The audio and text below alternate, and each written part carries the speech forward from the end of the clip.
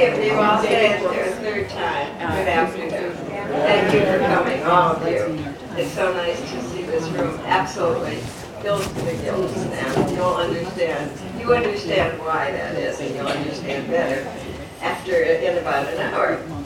Some of us have a vague idea about mindfulness. Some go so far as to know at least one definition of it, as a state of active, open attention on the present. Some have experienced and embraced it personally, and some of us know practically nothing about it. Trust me, all of us will know about and understand mindfulness much better 45 minutes from now. We are pleased and honored to have with us today Dr. Judson Brewer, Director of Research at the Center for Mindfulness at UMass Medical School. Dr. Brewer has been a pioneer in using mindfulness programs as a tool for treating addiction. He's not only doing research into the underlying neural mechanisms of mindfulness, but also translating those findings into clinical use. He is, in a word, a go-to person for using mindfulness as an important resource in treating addiction. He's presented to the President's Office of National Drug Control Policy, trained U.S. Olympic coaches, and has been featured in TED Talks, Time Magazine, and NPR, among others. We are delighted to know that hereafter, after those others, will be the Schemmel Forum. And one more distinction before I invite him to the podium. Dr. Brewer is the husband of a member of our theology department, Amari Fleckman. John. Thank you. Thank you. Thank you, Sandra. It's a real, thank you for inviting me here. It's a real pleasure. And is my mic working? Give me 1 second.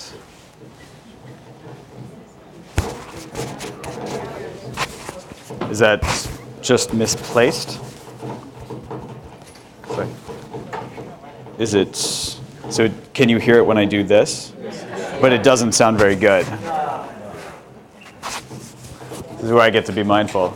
So I like to wander when giving talks, but I also like it when you can hear me and there aren't audio distortions. Does this work? Let me just try changing the placement.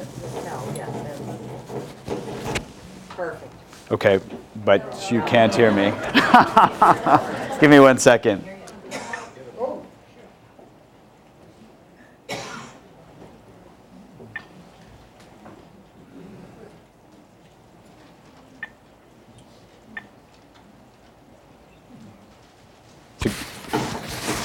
One second, it may just be rebooting.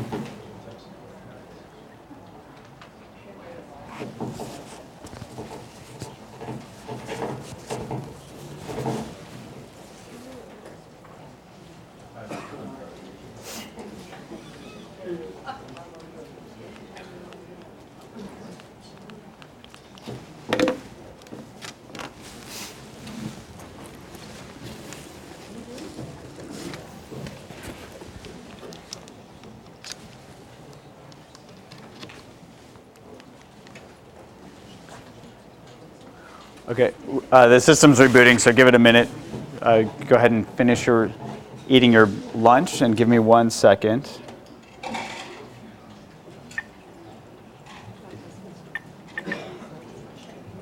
I don't know if this is helping. So for the lavalier mic. This is your podium mic. Okay, This mic. but I've got a lavalier on. So the question is, and it says that it's on.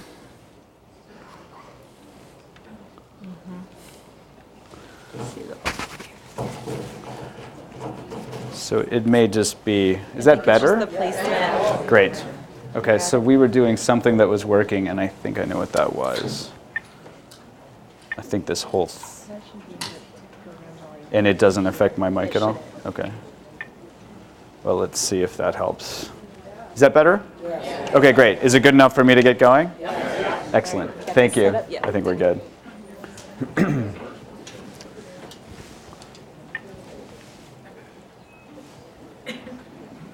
Okay, great. So let's get rolling. What I thought we could do is start with a little story to let our brains marinate in and see if we can answer this together at the end. So many years after the last Indian ancestor of Buddhism named Bodhidharma had arrived in China, Dazu Hoika sought to study with the enigmatic teacher. And this is a picture of Dazu Hoika here. Bodhidharma had settled into a cave and had been meditating for 9 years by just staring at the wall. Welcome to Zen meditation. At first, Bodhidharma refused to even acknowledge Hoika's presence, but Hoika was earnest and tried many things to get the teacher's attention. Eventually, out of desperation, he cut off his arm and presented it to Bodhidharma, which you can see here, the cleaned up version. Upon seeing this, Bodhidharma asked him, "What do you want?" Hoika replied, "My mind is not at ease. Please pacify my mind." Bodhidharma said, "Bring me your mind and I will pacify it." Hoika replied, "When I look for my mind, I cannot find it." "There," said Bodhidharma, "I have pacified it for you." So let's start with some questions that are a little easier and then see if we can answer this one at the end. So let's start with why Facebook's like crack cocaine. Move on to why McDonald's has served over 250 billion, how Lolo Jones could have won the Olympic gold medal, and then how we can all become a Buddha in 9 minutes. Fair enough? So let's get started. Now, there was this is an amazing study. There was a study at University of Maryland where they just had students go for 24 hours without their media. And here are just some of the examples from some of the responses. This person said, "Texting and instant messaging my friends gives me a constant feeling of comfort. Although I go to a school with thousands of students, the fact that I was not able to communicate with anyone via technology was almost unbearable. Honestly, this experience was probably the single worst experience I've ever had." Here's another one. "My short attention span prevented me from accomplishing much, so I stared at the wall for a little bit, probably slightly differently than Bodhidharma. After doing some push-ups, I just decided to take a few Dramamine and go to sleep to put me out of my misery." Yes. So there was a study that was published in Science magazine just a couple of years ago, and they actually said, okay, let's forget the 24 hours. Let's just give people 15 minutes to just think. And their hypothesis was, people don't have enough time to think, so let's just give them some time to think. So they gave them 8 different experiments and said, just go in a room and think. They started with college students, then college students at home, then a community sample, and 60% of these folks reported that it was difficult, that their 90% reported that their minds wandered, and at least half of them said this was not an enjoyable experiment or experience. Their ninth experiment, they said, okay, well, you can use your media, you can surf the web, you can listen to music, and they said, oh, thank goodness, that was so much better. And then in the 10th experiment, they gave people an option. They first had them calibrate an electric shock that they would pay money to avoid. And then they said, okay, you can either go in the room and think for 15 minutes or you can shock yourself. 67, and this is not a social commentary on men versus women, but you can draw your own conclusions. 67% of the men and 25% of the women preferred shock that they would prefer to avoid. So how did we get set up like this? This group, they concluded the untutored mind does not like to be alone with itself. Now, how did we get set up like this? How did society come this far? Now, I'm going to use a story from a time when my wife and I were in Paris a couple of winters ago. It was my first time in Paris, so we went to the Louvre. You can probably recognize the entrance here. And this isn't a picture of the artwork, obviously. This is a picture of a social phenomenon that I found fascinating. So many of you probably are familiar with this device. Yes, the selfie stick. 2014, Time magazine named it one of their top 25 inventions of the year. To me, it's a sign of the apocalypse. But the really interesting piece here was not that these 2 women were taking a selfie, but here's the boyfriend who's now rendered obsolete.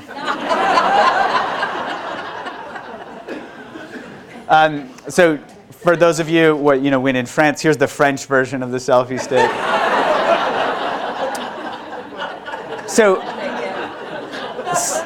So we can think about this. We can say, how does this get set up? So let's say we're at the Louvre and we're thinking, oh, I'm on this amazing Paris vacation. And our brain says, yes, this is great. You have to make that good feeling continue. And it says, I have a great idea. Why don't you take a picture of yourself? And it says, oh, I have a better idea. Why don't you post it on Facebook? And then we say, yeah, that's a great idea. We post it on Facebook.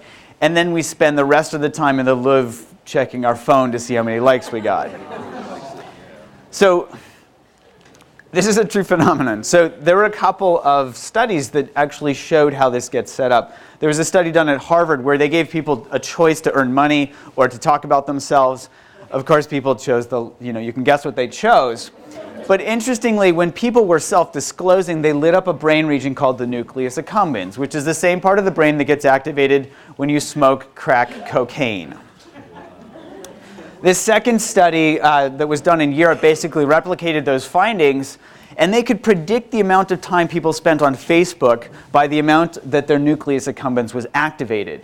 So there's something rewarding about talking about ourselves that seems to be inherently rewarding.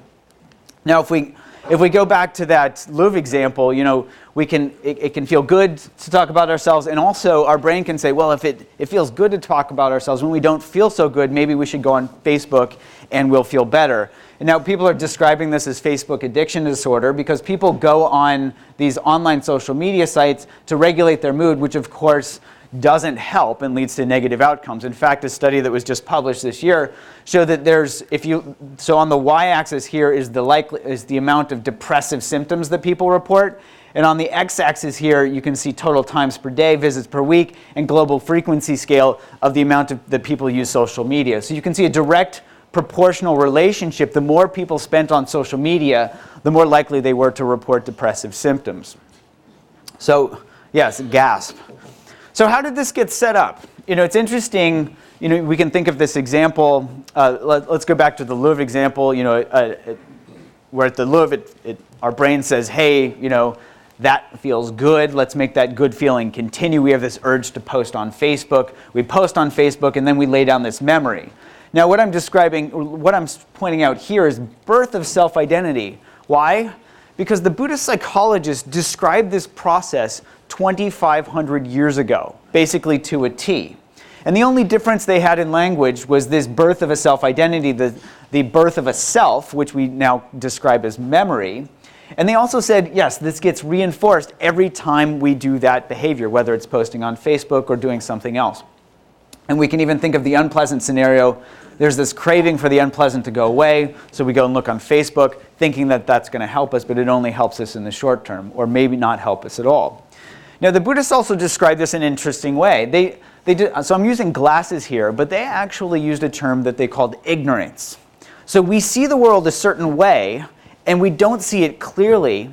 And when we see that world a certain way, we start to act in this ignorant manner. So we perpetuate these behaviors thinking that they're going to make us feel better because we get that jolt of excitement, and in fact they're just leading us astray.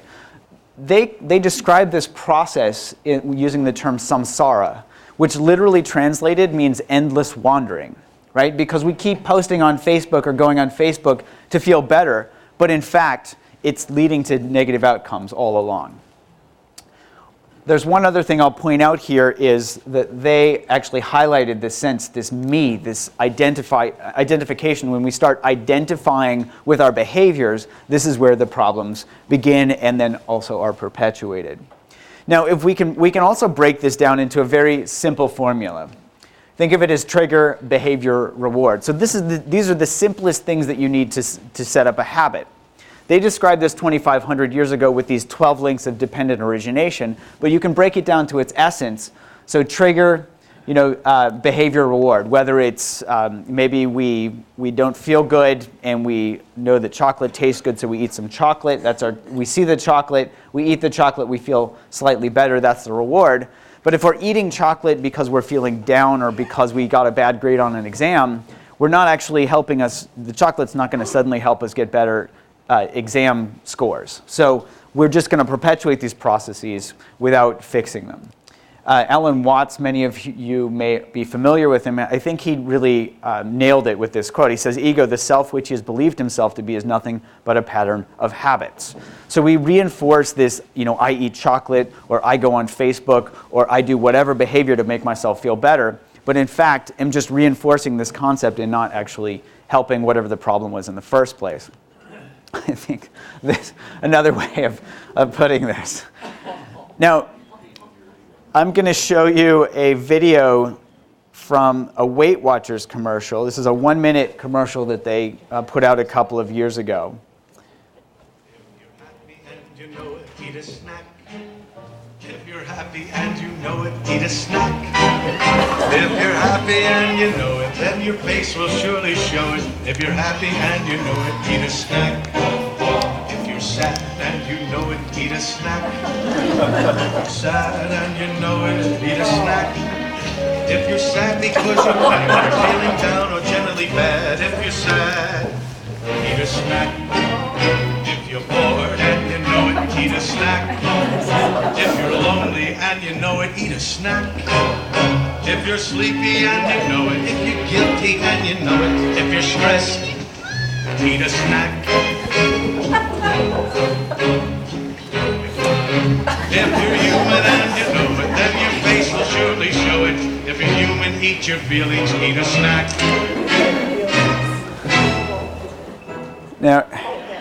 Now I don't have stock in Weight Watchers, but I think what they pointed out here is if you're human, eat your feelings, eat a snack. Because that behavior loop that I was talking about has been well described in the psychological literature. Edward Thorndike back in 1898 described this process in dogs. B.F. Skinner, a famous behaviorist, described this in his animal experiments in the 50s, et cetera, et cetera, et cetera. Eric Kandel got the Nobel Prize showing that this is evolutionarily conserved all the way back to the sea slug, which only has 20,000 neurons. And you can see positive and negative reinforcement, right? Many of us are familiar with this process. Something feels good, we want that to continue. I'm just using smoking and eating as an example because they're very well characterized in the literature. We lay down this memory that then reinforces it, so we're more likely to do that behavior, in the future. Now, it's interesting, this process is well known, and so because we know how it works, we can start to bring in treatments to work with it. So for smoking, or for, let's say, drinking alcohol or have problems with alcohol, there's a saying in AA of people, places, and things. If you avoid people, places, and things, you're less likely to have a craving to drink, which makes sense. If you don't see the alcohol, you're less likely to drink. Well, that works pretty well for a lot of people in AA. With smoking, it becomes a little more difficult because we learn to smoke in our car, on our front porch, outside of work, and so we can't avoid all of those things. So there are other behavioral substitutes that are provided. So let's say we eat carrot sticks. It was Easter, right? So let's say we're used to eating carrot sticks instead of smoking, and then there's a run on carrot sticks at the grocery store because of Easter, and then our brain says, well, where are my carrot sticks? And we say, I'm not going to beat up the Easter bunny to get the carrot sticks. So we go back to smoking because we haven't actually dismantled this core addictive loop in the first place. Now, it's interesting, the Buddhist psychologists described the essential problem 2,500 years ago. They said, just as a tree, though cut down, can grow again and again if its roots are undamaged and strong, in the same way, if the roots of craving are not wholly uprooted, sorrows will come again and again. So they really highlighted craving as one of the linchpins here of this addictive loop. I like this modern day interpretation a little bit better. And actually, Mick Jagger sings about smoking in this song, if you know the lyrics. Now, if Mick Jagger knows about this, so does the food industry. There was a great New York Times article a couple of years ago called The Extraordinary Science of Addictive Junk Food. I'd highly recommend reading it because it really highlights all of the things that the food industry goes to and that their food engineers are paid to do to make things that are not actual food taste very, very palatable and get us addicted to them. I think Doritos are a great example. And of course, this is where McDonald's comes in. They flaunt it. We've crafted our food for your craving. Kellogg's got in the fray a couple of years ago. They now have Crave cereal. And if milk chocolate Crave isn't good enough, don't worry, there's double chocolate Crave. We all know where this leads, right? I don't know if you can read this, but you get free Ritalin in your sugar frosted fat. So if we can understand where this process gets laid down, if we can understand the mechanisms, then that gives us a chance to start to work with them. So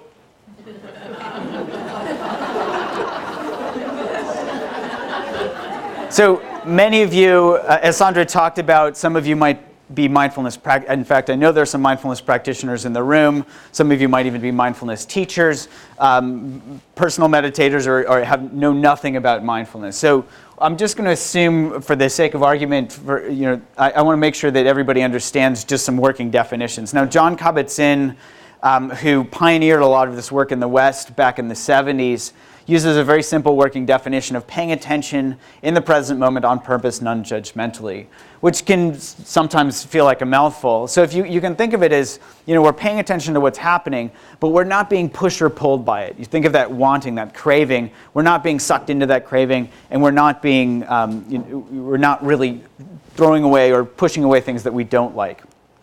And if you bring it back to this addictive loop, instead of providing substitution behaviors or avoidance strategies, mindfulness is hypothesized to work by literally driving this wedge of awareness in between the craving and the behavior, whether it's smoking, eating, or any other behavior that we have. Now, is this actually true? We did some studies in my lab starting a couple of years ago.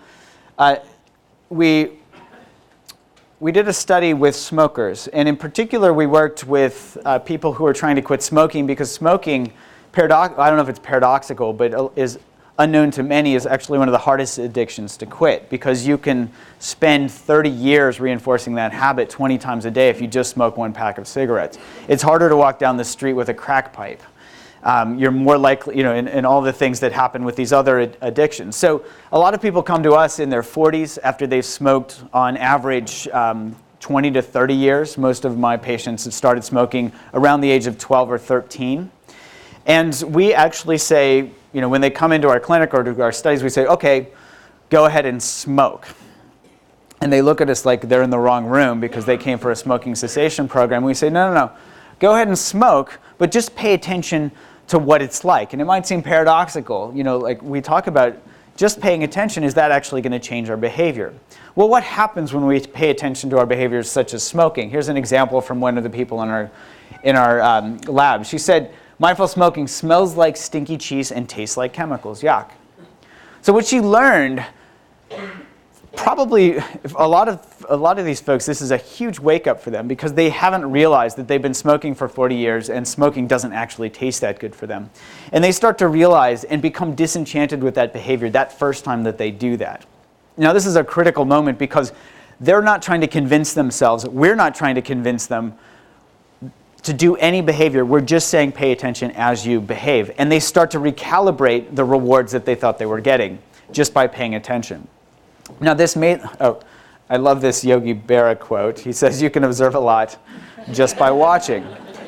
Now, this may seem a little far-fetched, just paying attention. Is that actually going to change behavior? So we did, the usual randomized controlled trials where we didn't even tell people they were getting mindfulness training when they were coming in to our trial. We compared it to gold standard treatment, which was the American Lung Association's freedom from smoking. And lo and behold, at the end of treatment, we had twice the quit rates that the gold standard had. And 4 months later, at our 17-week follow-up, these folks had largely maintained their gains, yet it was now a 5 times differential. They were 5 times better at maintaining their abstinence as the folks from this gold standard treatment. Now, this was really shocking to us, and because we were just hoping to get some signal, but we were not expecting to get a signal that was this strong. So we then started to look mechanistically at what was going on. And our hypothesis was that mindfulness training would work by decoupling craving and behavior. Remember that wedge of awareness that I showed you with the diagram? We said, okay, let's test that hypothesis. And we predicted that we should see a dissociation between craving and smoking before they both subsided. If you think of craving as a fire, and you stop adding fuel to that fire, that fuel being cigarettes, that fire keeps burning for a while until that residual fuel is consumed. And we could test this mathematically. So you can, I'm going to go through a little bit of math, and I'll do it quickly for those of you that tend to fall asleep when you see mathematical equations, which is the boat that I fall into. But just for those of you that are interested, we can see that there's a strong correlation between craving and smoking. So the more someone has a strong craving, the more likely they are to smoke. Now this is at baseline. At the end of treatment, so the important number here is this p-value. A lower p-value means it's more likely to be statistically significant or less likely to be chance. In fact, this correlation between craving and smoking was completely abolished at the end of treatment. And when we went back and looked at all the math behind this, we found that it had nothing to do with baseline craving, nothing to do with cigarette use, nothing to do even with the end of treatment craving. It had everything to do with informal practice. So the more people practiced, the more they could have cravings and not act on them, the more they would decouple that craving from behavior. You can even see this borne out in the raw data. At the end of treatment, there was the same level of craving for the people that quit smoking and the people that didn't quit smoking. But as these folks maintained their abstinence, their cravings actually died down over time to the point where they were statistically different from the folks that maintained their smoking. So in fact, when you bring it back to this equation, it does seem that mindfulness decouples craving and smoking, which for us is really, really helpful. If we can understand mechanistically what's going on, we can actually develop targeted treatments that actually focus specifically on that so that they're more likely to be efficacious and successful. Now, when we found this was 2011, so this is 5 years ago, we then started asking ourselves, well, how are we going to disseminate this?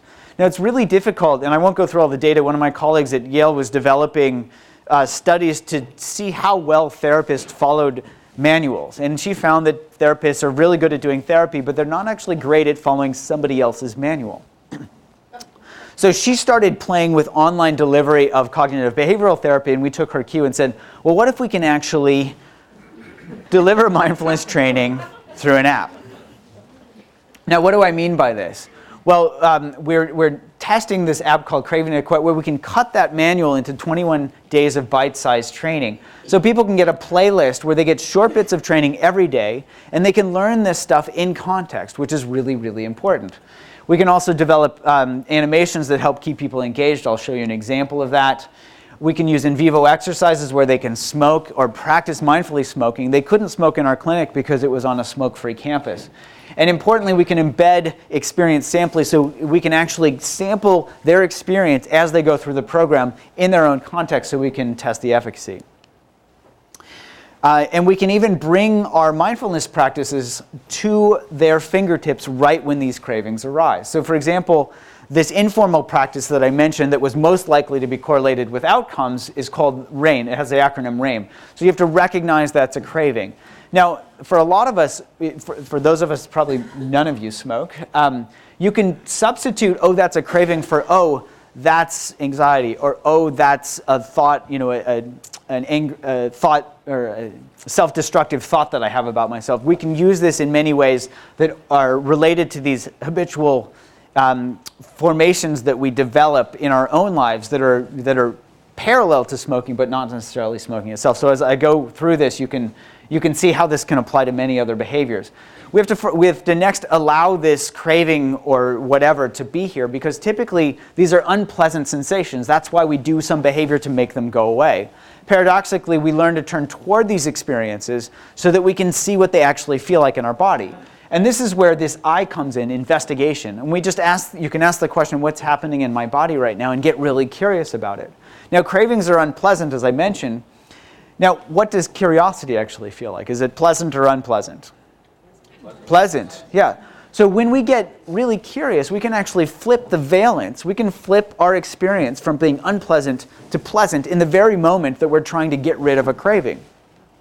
And then we can ride these out with this N. We use this noting practice where you mentally label or note any body sensations from moment to moment. So what does this anxiety feel like? Is it tightness? Is it tension? Is it burning? Is it whatever? And we start to see that these are just physical sensations that are driving us to act, as compared to something that makes it feel like, oh, I have to do something or my head will explode. I literally had a patient come into my office and said, if I don't smoke, my head will explode. And we can embed these practices right in the app. And importantly, we were finding in person that people were forgetting these simple acronyms, like RAIN, the RAIN acronym. And they were going several days before they came to our next group session without having practice. And we said, well, let's see if we can help that. Let's put this right at people's fingertips. And so we developed this button on their app called the Wantometer. Anytime you want a cigarette, you can tap on there and it will walk you through this practice. We can also pair this with online communities so that folks can get peer support and they can even get our support to make sure that they're learning the mindfulness practices effectively. Now, this may seem like a lot to bundle into an app, so I'll just show you, this is a 1-minute demo video that shows you all the different features of the app itself.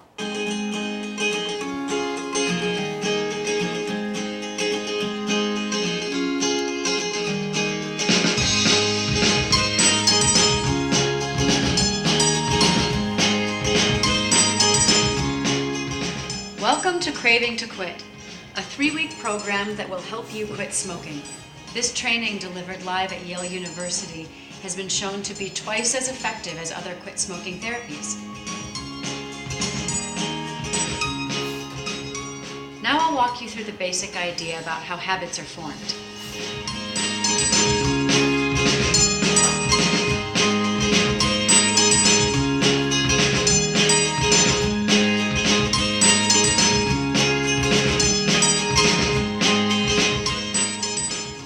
First, recognize that the wanting or craving is coming on and relax into it.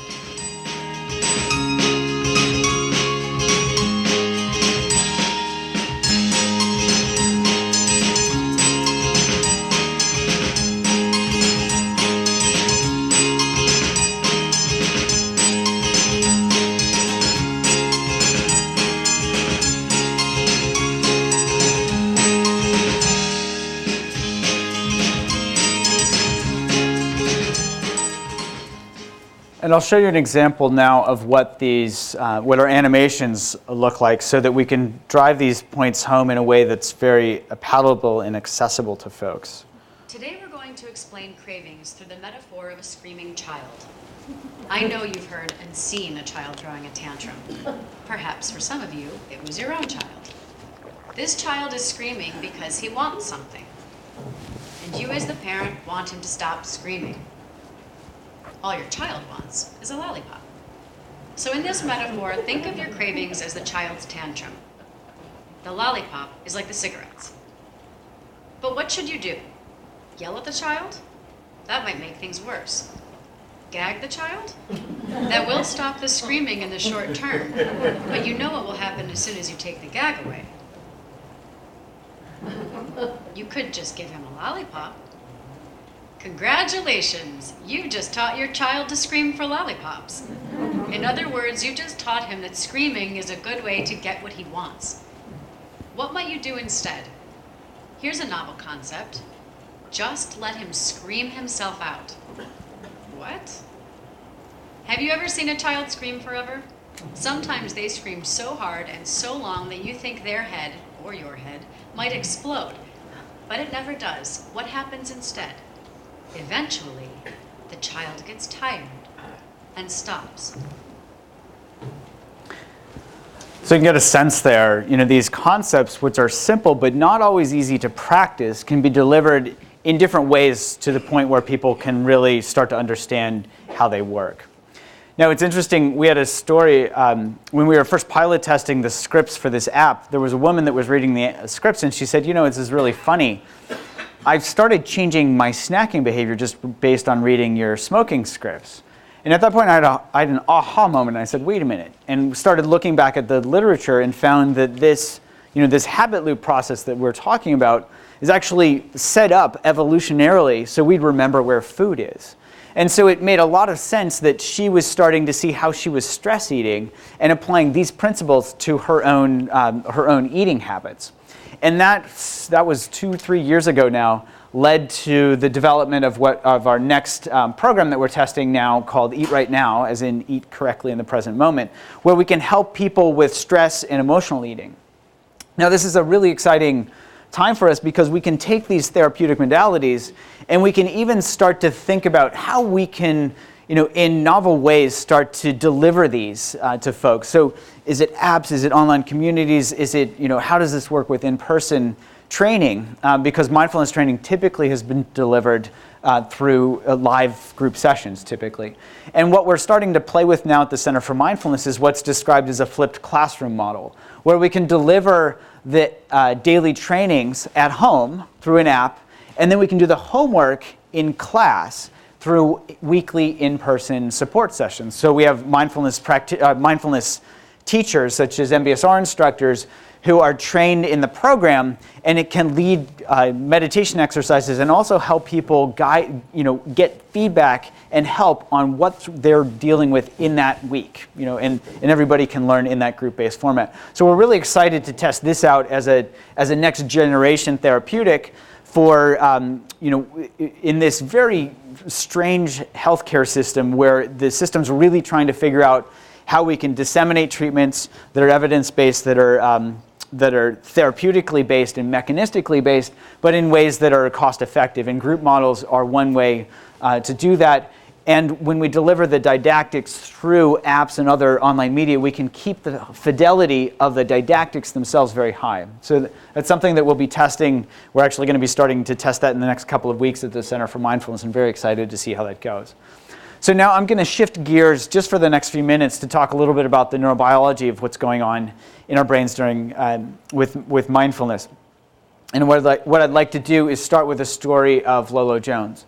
So many of you might be familiar with her. As we gear up to the Summer Olympics this year, she was an Olympics hurdler favored to win the 2008 Olympics in Beijing. And in fact, she was in the finals of the 100-meter hurdles, in the lead at the 9th of 10 hurdles. And of course, this is a story because there's something that happened next, and maybe some of you remember it.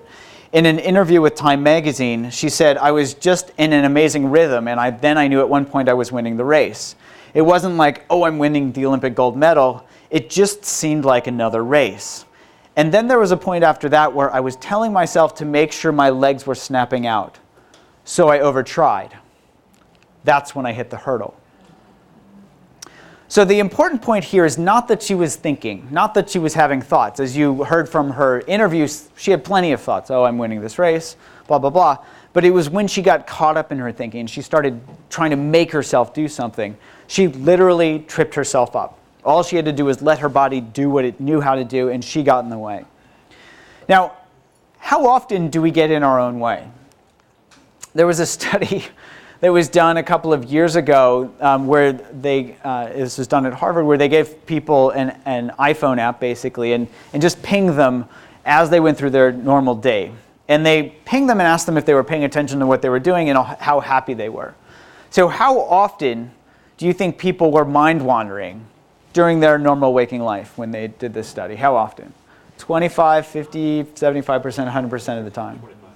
So I hear 25. Do I hear 20? 50, 50. I hear, yeah. So 50% of the time, people reported that their minds were wandering during their waking life.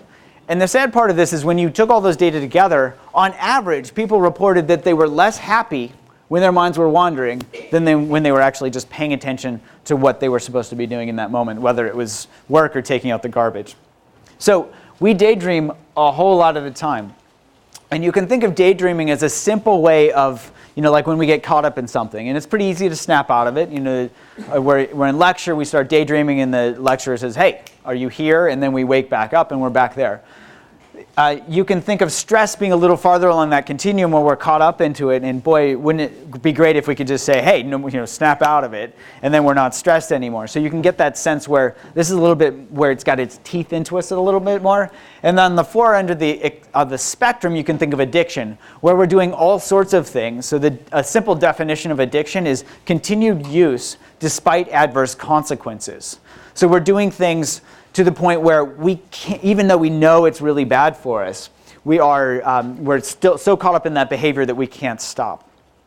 Now, for neuroscientists, if people are doing a certain behavior a whole lot of the time, this is actually good news for us because we can study it. Now, there's I won't go through the full history of this, but there's a network of brain regions called the default mode network. that was discovered back in 2001 at Washington University in St. Louis by a guy named Mark Rakel and his neuroimaging group. And what they did was they had people lie in their MRI scanners where they were doing studies of people's brain activity, and they had this baseline task where the instruction was simply to lie still and not do anything in particular. And they figured this would be an easy task. It doesn't take long to train people to do this, and we can use it as a baseline task for all the things that we're really interested in.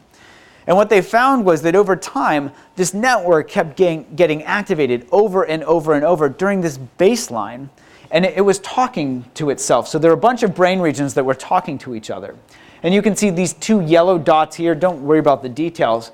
There are two brain regions called the posterior cingulate cortex and the medial prefrontal cortex. You can see this in this midline brain image here and here. These seem to be this hub of this network.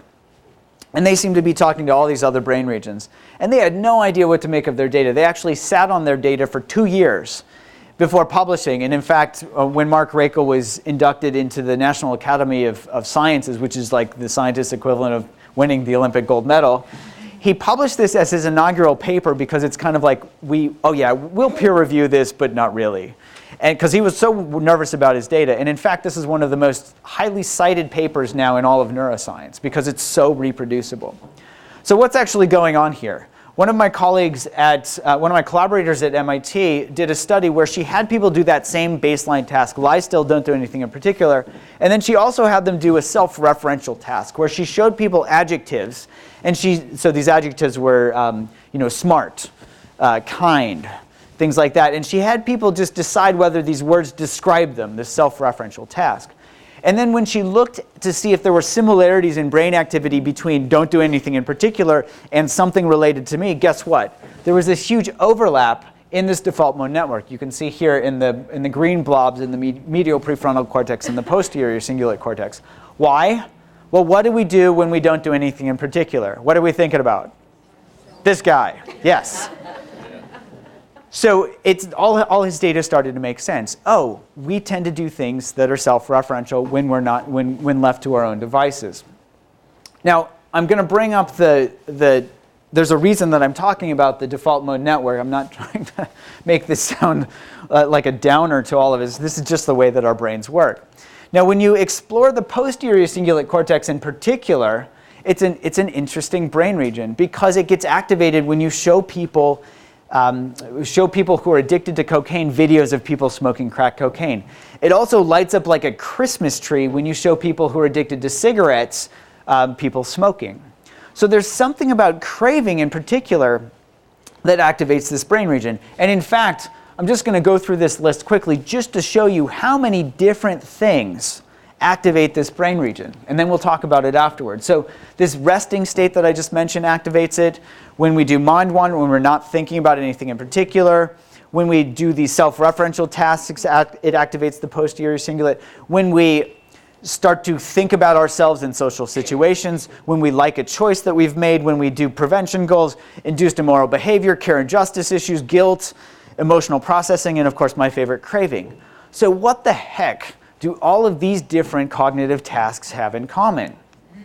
Now, our working hypothesis is that this posterior cingulate cortex get activated when we get caught up in our experience. So if you think back to Lolo Jones, it wasn't that she was having thoughts. It was when she got caught up in her thinking that she tripped on the hurdles.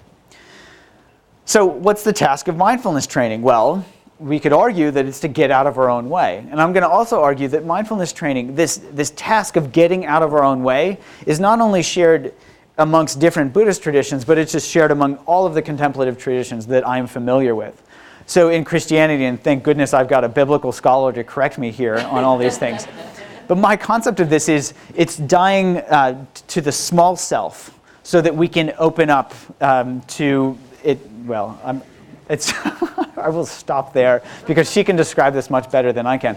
But this idea where we get out of our own way, whether the language is not getting caught up in our experience or dying to the small self, a lot of different contemplative practices and traditions, including Catholicism, describe this. So it's the idea is don't get caught up in ourselves. And in fact, when we studied novice and experienced meditators, we found, lo and behold, when we looked across the whole brain, that this default mode network, these two main hubs of the default mode network, were getting deactivated in experienced meditators compared to novice meditators. We looked across the whole brain, and blue just means less activity in experienced meditators compared to novices. And this was interesting because we did a convergent analysis where we looked at 3 different practices. We had people pay attention to their breath, a standard concentration practice. We had people pay attention to whatever was coming up. We call this choiceless awareness. And we also had people do what's called a loving kindness practice, where they're starting to do literally practicing this well-wishing toward themselves and others. And I'll talk more about this in a minute. So I'm going to... romantic love is a very interesting thing. So I'll get back into loving kindness in a minute, but Helen Fisher, who's an anthropologist, had this, this wonderful TED Talk where she said, romantic love is one of the most addictive substances on earth. And in fact, it leads people to do all sorts of crazy things, write poems, write rock songs with the brilliant lyrics of "You stood out like a sore thumb, the most beautiful sore thumb I've ever seen." Like what's going on here?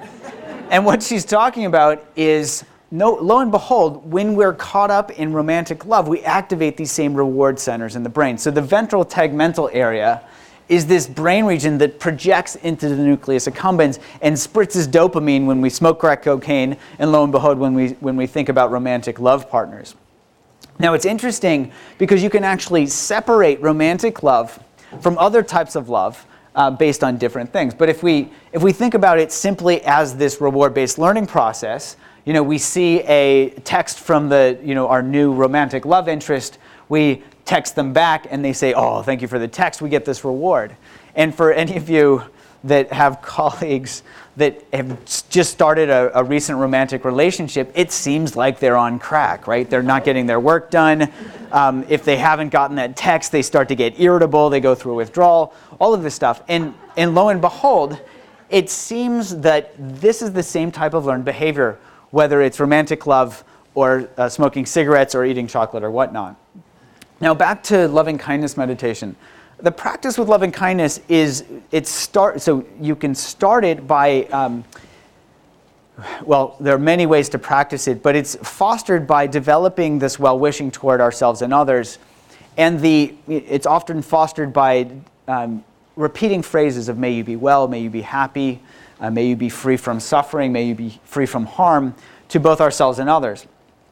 And interestingly, when we take experienced meditators who've been practicing this for a long time and we scan their brains while they're practicing, we don't actually see activation in the ventral tegmental area. In fact, we see a deactivation in this brainstem region. And what else do we find? Again, blue means deactivation. We see that these self-referential brain regions are getting really, really quiet, because loving kindness is not about ourselves. It's about developing this well-wishing, not only toward others, but even this well-wishing toward ourselves, which may seem paradoxical. So let me say that a different way. It's not about us getting anything. It's about us being free from this caught-upness that we're talking about. And you can imagine, if you hold the door for, let's say you hold the door for your department chair, and you're saying, "Yeah, I'm going to hold the door so my department chair thinks I'm a good guy." It's really different from just holding the door for someone and not expecting anything in return. Like, I want something, versus this just feels really good and it seems like the right thing to do. And lo and behold, we're seeing that in brain regional activity, where it's not about getting caught up, it's about quite the opposite. Now, if you think about practices such as compassion literally, if you think of the roots, compassio, to suffer with, being with suffering can be different in different ways. So, for example, in medicine, we're taught to practice empathy with our patients and to put ourselves literally in our patients' shoes. Well, if our patients are suffering and we're putting ourselves in their shoes, what are we doing? Oh, suddenly we're suffering. Well, what happens instead if we start to learn a selfless way of being with our patients, in a way that is supported, that's not self-referential, it's not about us? what happens then? Well, there's this movement to help, which is this loving kindness practice that is fostered. So we can even start to redefine how we think about how we work with, whether we're in the medical profession or even in relationship with others. We can start to see, is empathy helpful because we start to get empathy fatigue, or are there other modes of being, such as compassion, where we can be with suffering in a way that's not depleting, that's not draining? And I think these data are an interesting foray into that. So I'm just going to finish up by saying, Richard Feynman, who is this Nobel Prize winning physicist, he said, it's really important that we not fool ourselves. And I've been practicing meditation myself for a long time, and so doing research on it, I might want to look to see if we can find that it's got beneficial effects. So we then turn to a technique called real-time neurofeedback, where we can actually give people real-time feedback from their own brain while they're meditating. We can also do a bunch of control experiments, which I won't go into today. But basically, we can have people lie in the scanner and, looking at a screen, have them meditate with their eyes open. And as they meditate, we can measure their brain activity moment to moment and feed it back to them through a screen that gets filled up over time. So every 2 seconds we get a fresh scan of their brain, and we can see if their posterior cingulate cortex in particular is increasing in activity or decreasing in activity. And we can have people correlate that with their own subjective experience. So we start to bridge this gap between subjective experience and brain activity, this first and third person science. And in our first studies, we just said, tell us if your subjective experience is lining up with your brain activity. So tell us if when the graph goes up and turns red, if this relates to your experience of increased self-related doing something self-referential. And if it decreases, does this relate to your experience of doing meditation, which is what we had them do in these experiments. And novice meditators reported a very strong correspondence between their subjective experience and their brain activity. Now here's an example of an experienced meditator. Now they also reported very strong correlations, but you don't need to be a statistician to tell the difference between these two brains. These experienced meditators' brains look very, very different than novices. Now I'll just give you an example of somebody reporting their experience after they went through the scan. So this scan is a 1-minute scan, and then we had them report directly afterwards what was happening so we could line up their brain activity with their subjective experience. So this person said, at the beginning I caught myself, I was trying to guess when the words were going to end, that was the baseline task, and when the meditation was going to begin. So I was kind of like trying to be like, ready, set, go, and then there was an additional word that popped up, and I was like, oh shit, and there's this red spike. And I sort of immediately settled in, was really getting into it. And I thought, oh my gosh, this is amazing, it's describing exactly what I'm saying, and then you see this red spike, right? So he's getting caught up in it. And I was like, okay, don't get distracted. And I got back into it and went blue again. I was like, oh my gosh, this is unbelievable. So exactly what my mind was doing. And he was laughing at this point. He said, so I find it really funny because that's a perfect map of what my mind was going through.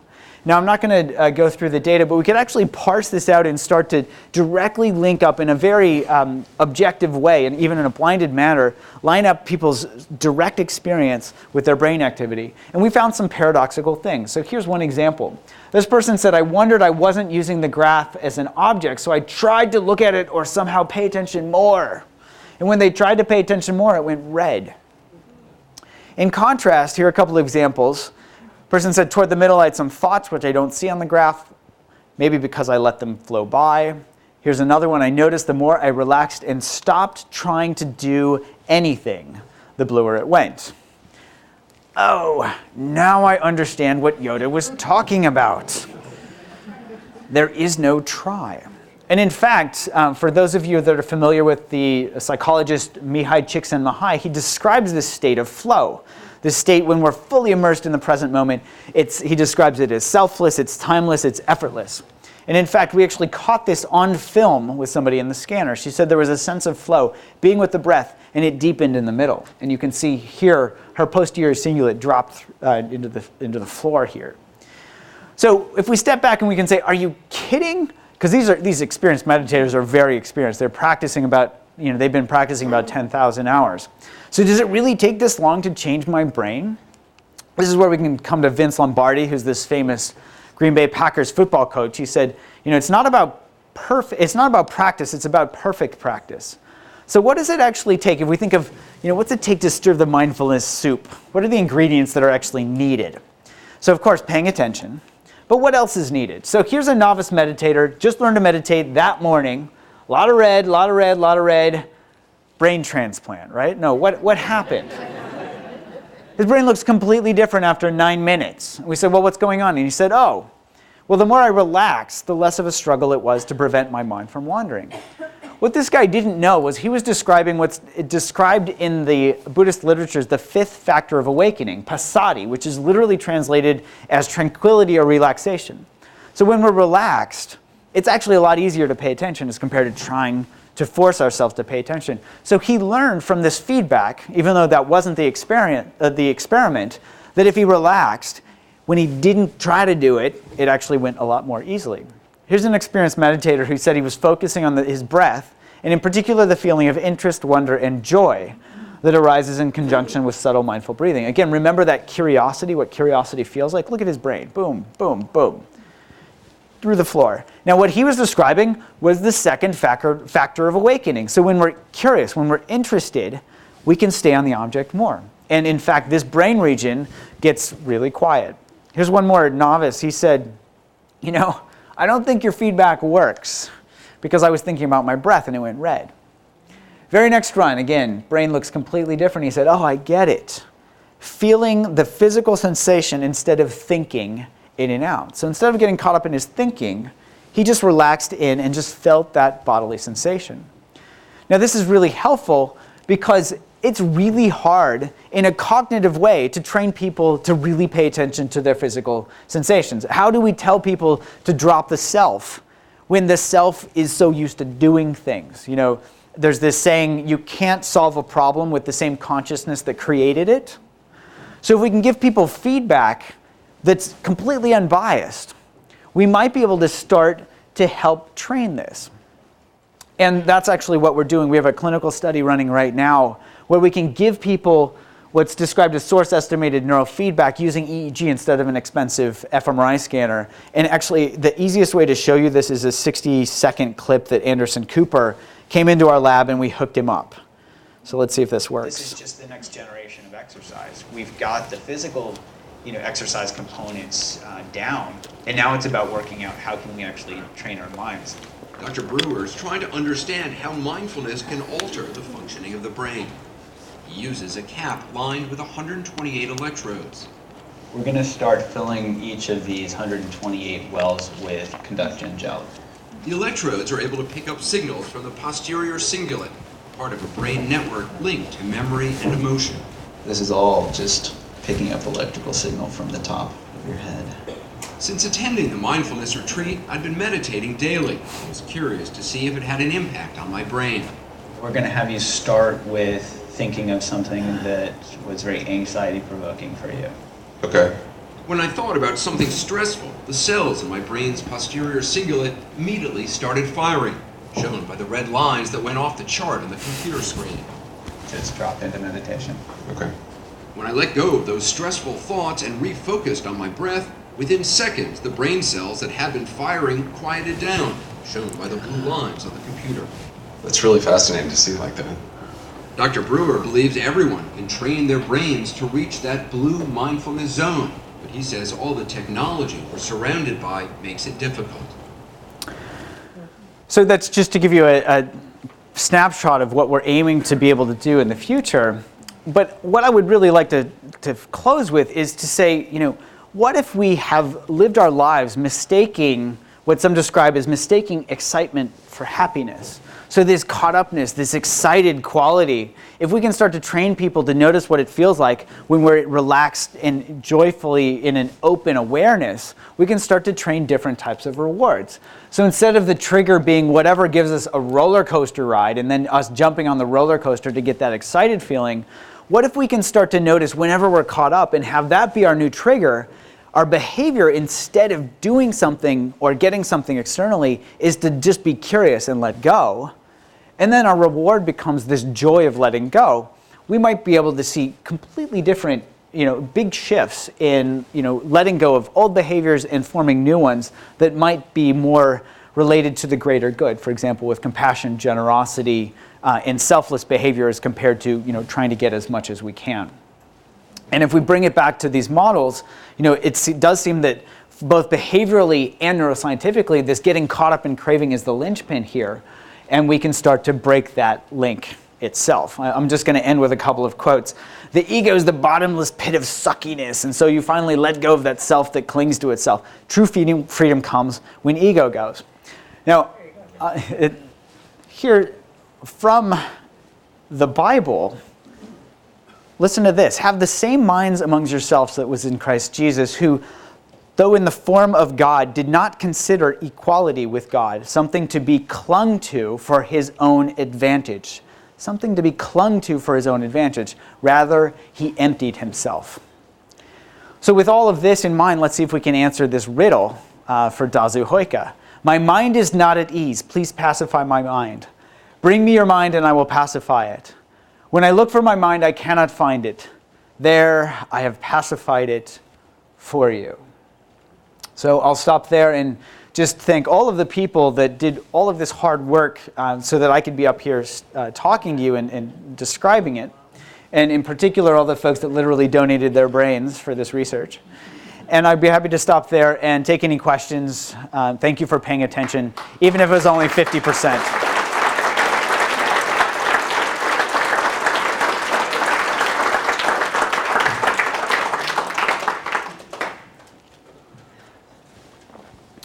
Please.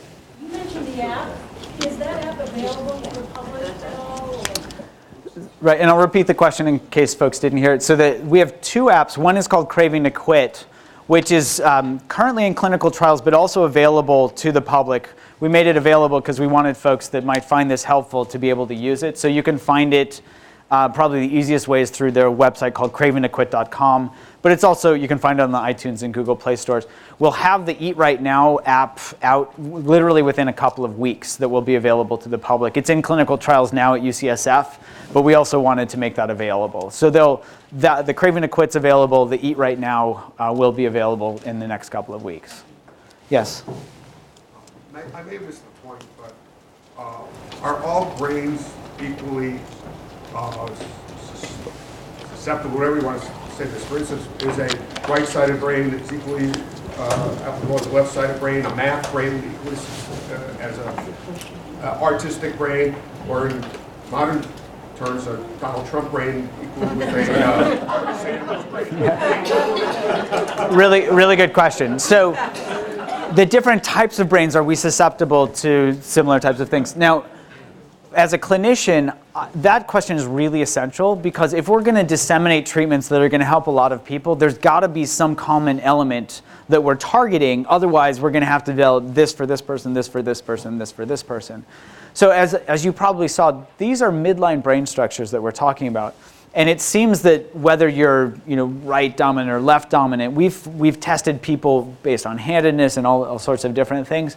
This experience of getting caught up in our experience seems to be something that I've not found anybody that doesn't understand what I'm talking about experientially, and we don't see differences in folks with brain regions. Now, it doesn't mean to say that there might be somebody like, I won't, anybody that that doesn't know, doesn't have that experience, and but we have not.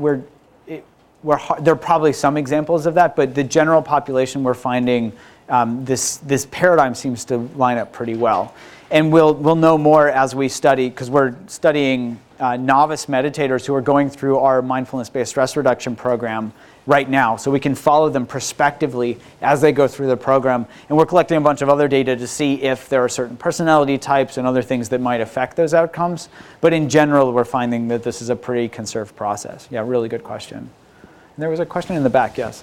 I was going to ask, if you look back at your smoking cessation data, so it was very impressive compared to the other things that we typically use, but there still were many people that fail. Mm-hmm. And I think it can be very instructive when you have something that works to ask the question, so why does it fail? Right. And can you speak to that? Yeah, I think that's a really good question. We often learn more from our failures than our successes. So some things that we're looking at now are just people's willingness to engage with the program. So some people come in and they think, oh, yeah, I want to quit smoking, and then they look at, and then they start to get with all this, oh, this is really difficult, and then they drop out.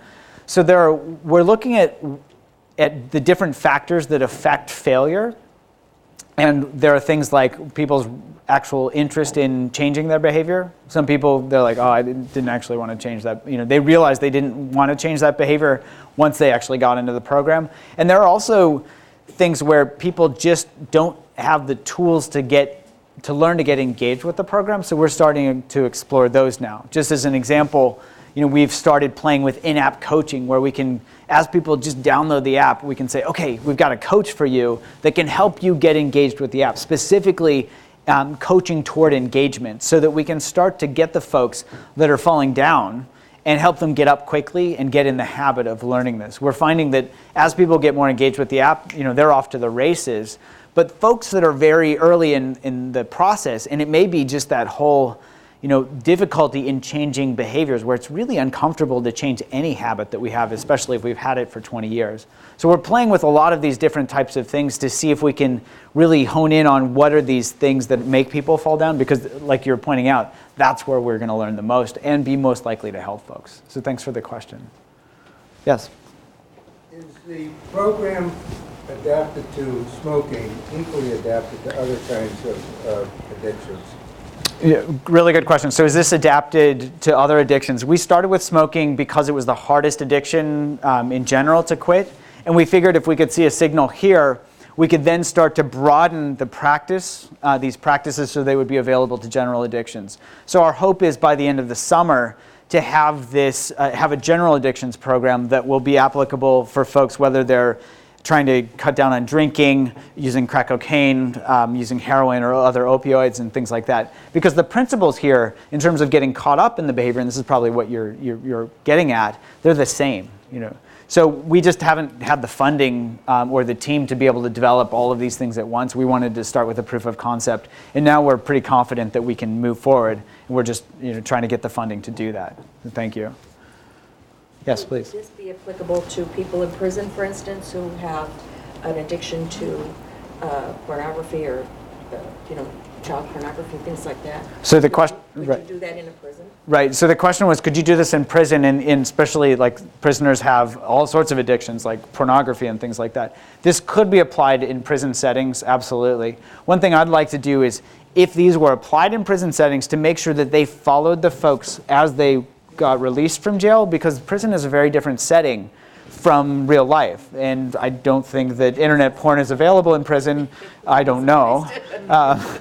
Yeah, I hope that it's not. But you can imagine, as folks are released from prison, that's where they go back into their old environments. And what I see in my patients who go into rehab, they get out of a 45, a 90-day, a year and a half rehab, and they're calling their dealer on their way home, because they're back in their old context and they've never learned how to deal with it. What we want to do is give people the tools to be able to change their lives, so that they've got these tools that they can carry with them throughout the rest of their life. Yeah, great question. Yes, please. So how about the opposite, where you get, I'll use smoking. So this happened in the moment, they were present, and what they came up with was that they absolutely love smoking. Did you get that response? Yes. Wow, really enjoys that. Yeah. Versus he's doing it offhand. Right. So this is a great question, and I'm laughing because I get this all the time. So people come in and they say, yeah, I love smoking. And I say, great, what do you love about it? Just pay attention, like in this moment, so just name what's so great about it. And they'll name not how it tastes, not that smoke going into their lungs, none of the physical sensation. They'll say, oh, I love that I get a break from work. I love that I got to hang out with my buddies. And I say, okay. And then they start to realize for themselves, oh, well, I don't have to smoke to get a break. I can just take a break. I don't have to smoke to hang out with buddies. They typically have to change their buddies because their buddies are smoking buddies, but they can find other people to hang out with. And they start to learn, oh, all these things that I thought was great about smoking, not so great. So now let's take the harder case. What about eating? Well, we all have to eat, right? So that's the even harder case. So smoking is actually relatively easy compared to eating because we don't have to smoke to survive. So with the smoking, we've never found anybody that eventually being like within the first day or so, they're like, oh, I get it. Smoking is easier than eating. Now, what we've been finding with our eating program is that people start to see, so we have them pay attention to what we describe as the why, what, and how of eating. So that urge is the why. Why do I eat? Because I have a craving. The what is the junk food that I reach for as compared to carrot sticks. And then the how is eating things mindlessly, just shoveling it in. So we have them pay attention to any one of those aspects of their experience and say, what's so great about this? Because they're like, I just love eating. One of my patients loves Louisiana crunch cakes, which are this Entenmann's thing that'll probably last longer than cockroaches. Like this preformed brick of sugar that she would eat an entire. And this is a cake, like a coffee cake. She didn't eat an entire cake in one sitting. Again, that's probably I don't know how many thousands of calories. She would do this. She was so addicted to this that she's like, I just love it. I just crave it. Within a couple of months of our program, we said, okay, go ahead and eat it. And what's it like? And, she didn't stop to look to see how bad she felt, not only physically, but mentally. She felt completely guilty for shoveling this because she just do this. No actual benefit from it, and didn't turn out tasting that good to her. So she went from that to being able to walk down the grocery store aisle and not have a single craving for this thing, because she would look at it and she'd be like, what did I see in that guy? What did I see in that guy? And we're like, at the time, we're totally enamored, and then we're like, can't believe whoa. So the eating is where it gets really interesting, but at the same time, people start to see, like chocolate actually tastes really good. And I don't need to eat 3 bars of it, because when I get past that first half bar, I'm done. And we start to help people see, here's what stress eating feels like, and here's what actual physiologic hunger feels like. And I can differentiate the two. And if I eat when I'm hungry, then that's a different reward than when I eat when I'm stressed. And even if I say, I'd like a little bit of chocolate, if I stop after a couple of squares of chocolate, if I just pay attention when I eat it, I'm done. Like, that's enough. So that's the piece that's been really interesting to us, because people can even separate out these things that are physiologically required when we're doing them in a way that's not physiologically helpful compared to the ways that we are doing them when they are. So thank you for the question. It's been a really fascinating process for us to learn how this works for folks. Please. Have you found any genetic basis to addiction? Great question. I'm not a geneticist, but folks have found genetic bases for addictions. Absolutely. There are certain genes that are associated, some in the dopamine pathway, others in other reward pathways. And so one piece of that we're learning is there are going to be some folks that are going to be more likely to get addicted than other folks, for example. And we can use that information to start to personalize treatment. So we can say, okay, based on your genetics, you need a combination of this, this, and this, where we might even be able to, in the future, combine pharmacotherapies with psychological treatments. Right now, our pharmacotherapies aren't targeted enough to be very good. For young people, for instance, you might be able to identify this early steps in that, but get to it. Yes, so we might be able to identify young people and say, let's keep a close eye on you, and warn you, hey, I had a patient that I evaluated just last week, 21 years old. When she was 18, somebody gave her something to snort. She didn't tell her what it was. It turned out to be heroin. She was injecting daily a month later. So, and lo and behold, when we took a family history, huge family history of addictions, especially on her father's side. So she was somebody that was predisposed, that just got put into this, and 3 years later, fortunately, she's now clean for a couple of months, but she had a wild ride along the way, and she now knows danger, danger, danger. So all of this information can be very helpful to help bring all of these treatments together to be even more effective. Yes, here? Yes.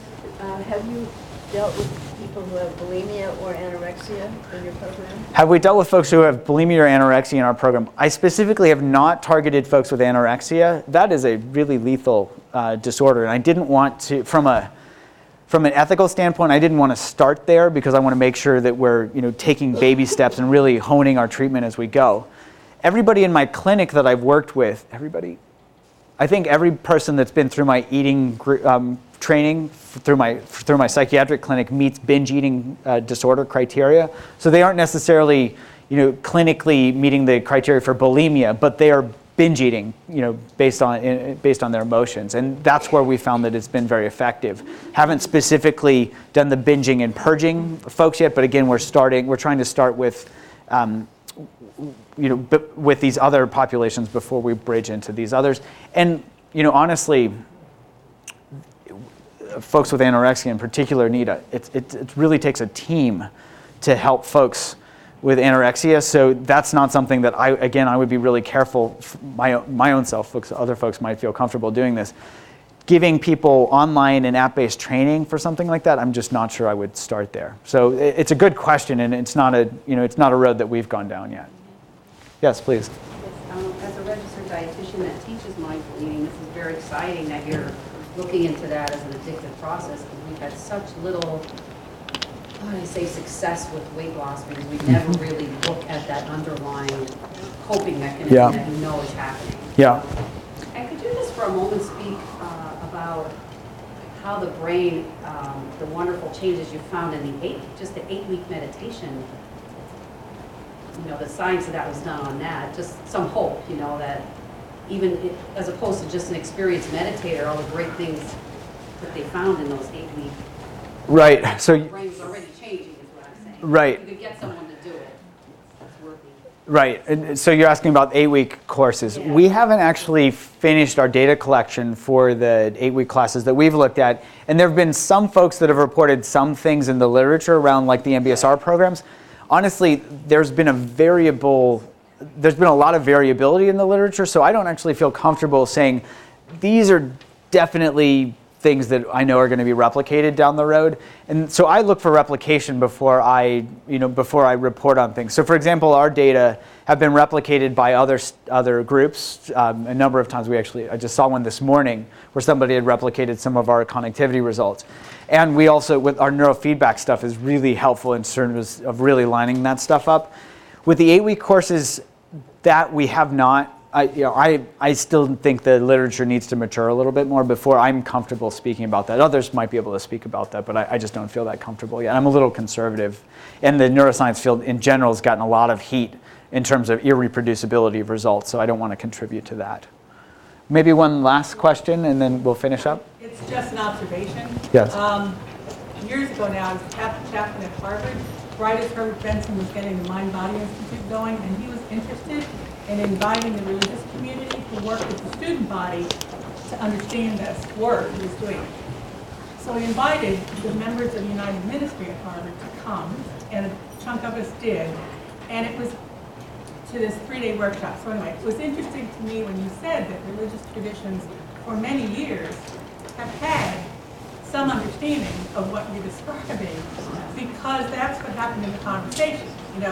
Leader of the Vedanta Society and the Buddhist chaplain, and I was Roman Catholic, and when we started to talk about it together, as well as experiencing the workshop, what we found was, I don't know how else to use it, how it was echoed in the traditions we had lived with and were teaching in our own way. And it was a really interesting and very rewarding experience, because most of us did not that often talk that deeply across traditions. Right. Well, and I hope that cross-traditional dialogue happens more and more, because what I mean by other traditions is if you look centuries and centuries and centuries ago, again, my wife is the expert here, but, the desert mothers and fathers, the, St. Teresa of Avila, St. John, like all the Cloud of Unknowing, there's this rich tradition that is starting to, I think, be revived now, thankfully. And I think there's a lot more to be done there. And I don't know if you want to comment on that. No,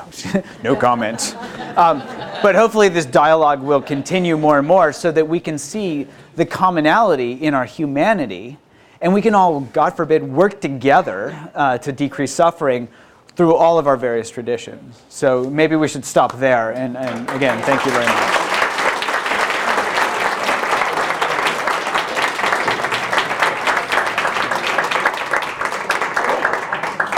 Thank John so much. I hope he won't be offended when I say